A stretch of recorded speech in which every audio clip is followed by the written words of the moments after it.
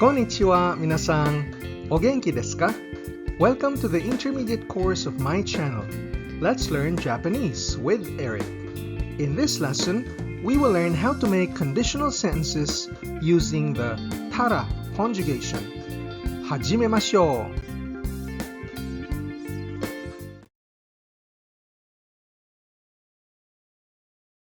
Back in lesson 62a, I gave a brief introduction about the four conjugations that Japanese uses to form conditional sentences. The previous lesson, 62b, focused on the to conjugation, and this lesson is about the tara conjugation. Conditional conjugations form subordinate if and when clauses. For example, the sentence, if you go to Japan, please visit the Tokyo Tower, or when I graduate, I'll find a good job. Just a short reminder that the subject of subordinate clauses frequently take the subject particle ga, and the main clause subject typically takes the topic particle wa, and that the tense of the verb in the main clause is what determines the tense of the whole sentence, and not the tense of the verb in the tara subordinate clause. The tara conjugation is the most flexible among the four conditional conjugations. It can be used in almost all cases. For example, to form opinions or judgments. Make volitional sentences. I will do this, I will do that. Or make invitations. Won't you nantoka nantoka? Make requests. Please do this or that. Or make commands. Do this, don't do that. Make suggestions. It's better if, and as well as make counterfactual statements. If it were true that, so on and so forth. Now, whether the tara means if or when depends on the context of the sentence.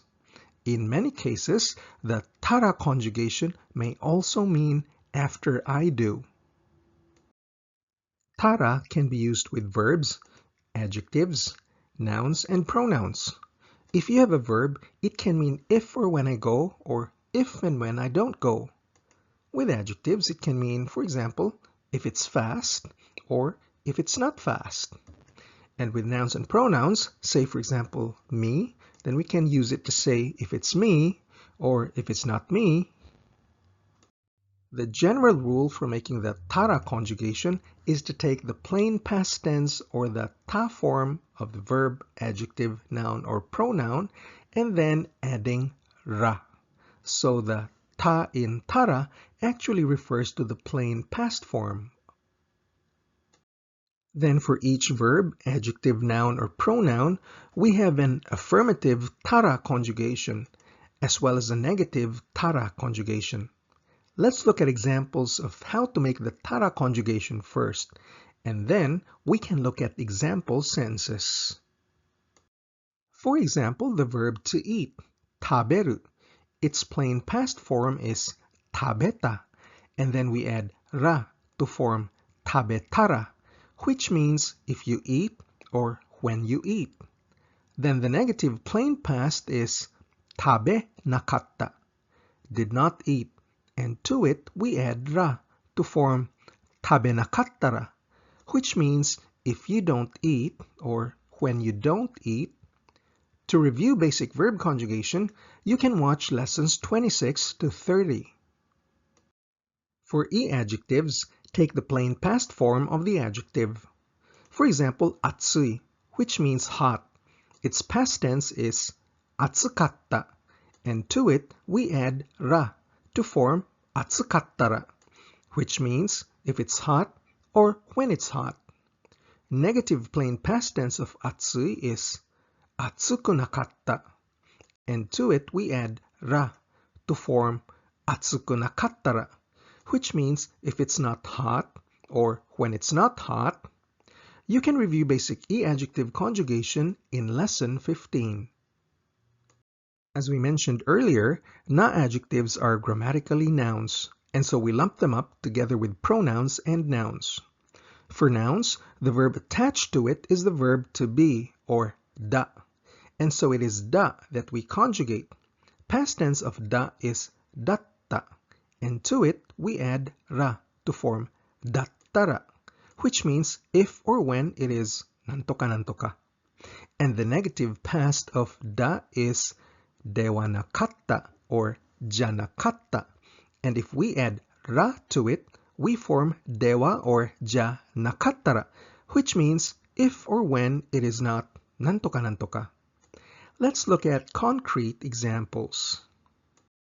For example, the na adjective shizukana, which means quiet. We drop the na, replace with da to form shizukada. Past tense is shizukadatta, and if we add ra to it, we form shizukadattara, which means if or when it is quiet. Negative past is shizuka dewa nakatta or shizuka janakatta, and adding ra forms shizuka dewa nakattara or shizuka ja nakattara, which means if or when it is not quiet. You can review basic na adjective conjugation in lesson 16. For pronouns, say we have watashi or I. Adding da to it forms watashida. Past tense, watashidatta, and adding ra forms watashidattara, which means if or when it is me. Negative past is watashi dewa nakatta or watashi janakatta, and adding ra forms watashi dewa nakattara or watashi janakattara, which means if or when it is not me. Let's use the noun hon or book as an example. That would be hon da. Past tense, hon datta, and adding ra forms hon dattara, which means if or when it is a book. Negative past of honda is hon dewa nakatta or hon janakatta, and adding ra to it forms hon dewa nakattara or hon janakattara, which means if or when it is not a book. Now let's look at sample sentences. This example is of an opinion or judgment. The sentence, when I bought a new car, my weekends became fun. In Japanese, 新しい車を買ったら週末が楽しくなった。新しい車を買ったら週末が楽しくなった。Kattara here also has the meaning of after. After I bought a new car, my weekends became fun. For this context, we can't use the if translation. It won't work. So we need to use when I bought a new car. Another opinion sentence, if the volcano erupts, this neighborhood is also in danger. In Japanese, 火山が爆発したらこの辺りも危険です。火山が爆発したらこの辺りも危険です。Next example is a volition. I will do nantoka nantoka. The sense, if it rains, I'll open my newly bought umbrella and go. In Japanese, 雨が降ったら買ったばかりの傘を差していきます。雨が降ったら買ったばかりの傘を差していきます。For this context, we can also translate the sentence as, when it rains, I'll open up my newly bought umbrella and go. Now, katta bakari is a nominalization phrase wherein we use the verb katta or bought to describe bakari, which is grammatically a noun. If you want to review how to use verbs to describe nouns by nominalization, please watch lesson 43. Our next example is an invitation. If you're free, won't you play tennis with me? In Japanese, 暇だったらテニスをしませんか? 暇だったらテニスをしませんか? The masenka conjugation forms invitations, and you can review how to make them in lesson 34. This example is a request sentence. When you finish work, please close the window. In Japanese, 仕事が終わったら窓を閉めてください。仕事が終わったら窓を閉めてください。In this context, 終わったら can also translate to if you finish work and also after you finish work. We can also use toki and say 仕事が終わった時 to mean right after you finish work. The te kudasai conjugation forms a request, and you can review how to make requests in lesson 39. Next example is a command. If the bag is expensive, don't buy it. In Japanese, カバンが高かったら買うな。カバンが高かったら買うな。買うな is a rough command, which we learned how to form in lesson 41. This example is a suggestion sentence.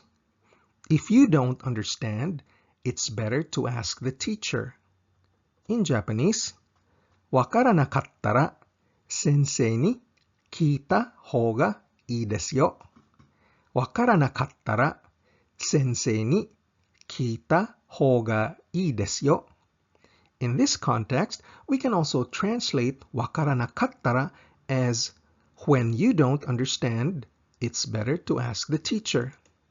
The た方がいい conjugation expresses advice, and you can review how to do this in lesson 56. The tara conjugation forms a very useful set phrase to ask for advice such as, what should I do? In Japanese, we say, どうしたらいいですか? どうしたらいいですか? What should I do? It's better to study. 勉強したらいいです。勉強したらいいです。Or you can give an advice like, it's better to buy a car. 車を買ったらいいです。車を買ったらいいです。The たらいいです construction is very useful in asking or giving advice. Just a note of caution, the たらいいです may sound a bit condescending and less polite when giving advice compared to the ばいいです construction, which we will see in the next lesson. Our last few examples are counterfactuals, which are sentences that express, if I had done this, it would have been that. For example, I might have passed if I had worked a bit harder. This is counterfactual, counter to the fact that I failed instead. So if I had worked harder, I might have passed. And in Japanese, we can use the tara conjugation for this. 僕はもう少し頑張ったら合格したかもしれない。僕はもう少し頑張ったら合格したかもしれない。かもしれない expresses the probability that I might have passed. This is another counterfactual example. If I were Superman, I'd save the world. Being Superman is far from reality, so it's a counterfactual sentence. In Japanese, 僕はスーパーマンだったら世界を救います。僕はスーパーマンだったら世界を救います。Now with using the tara conjugation, there is a restriction. The verb in the main clause can only be in the past tense if it's an action not done intentionally by the speaker. For example, this sentence, when I opened my mouth, I just said rude things. The verb said is in the past tense, and since it's an intentional action, the tara sentence in Japanese would not be acceptable. In Japanese, 口を開いたらつい失礼なことを言った。口を開いたらつい失礼なことを言った。Now, we need to tweak this sentence to make it grammatically correct. And if we add this word, unfortunately, into the sentence, now the whole thing would be acceptable. When I opened my mouth, I unfortunately said rude things. Now the action of saying is no longer intentional. There's the element of regret, and we fix the Japanese sentence into 口を開いたらつい失礼なこと言ってしまっていた。口を開いたらつい失礼なこと言ってしまっていた。The てしまう conjugation expresses regret, and we learned this in lesson 42. Now let's look at instances where a past tense verb in the main clause would be okay. Now we had this example earlier. I might have passed if I had worked a bit harder, a counterfactual sense. Now the verb 合格した is in the past tense. With a たら conjugation, this isn't supposed to be okay. But because the verb 合格した is a spontaneous verb and not an active verb, then the whole sentence is grammatically correct.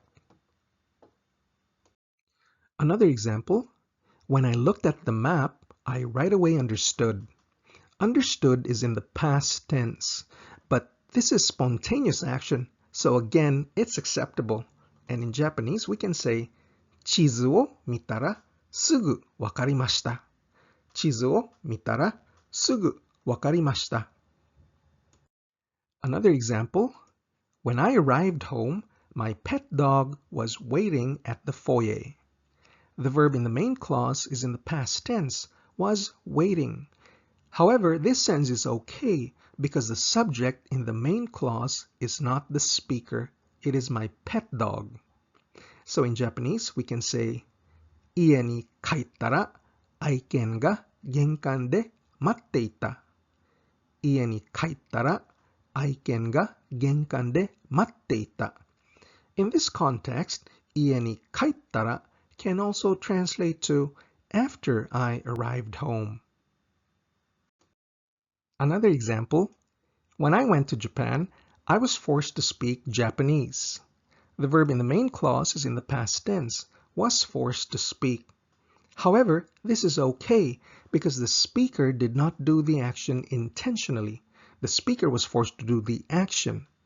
And in Japanese, we say, 日本に行ったら日本語で話をさせられた。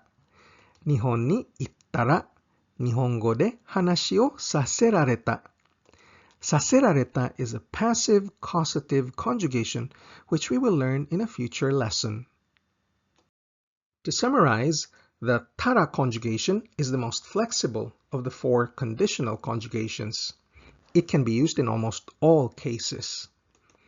It is formed by taking the plain past forms, the ta form and the nakatta form, and adding ra to form tara and nakattara.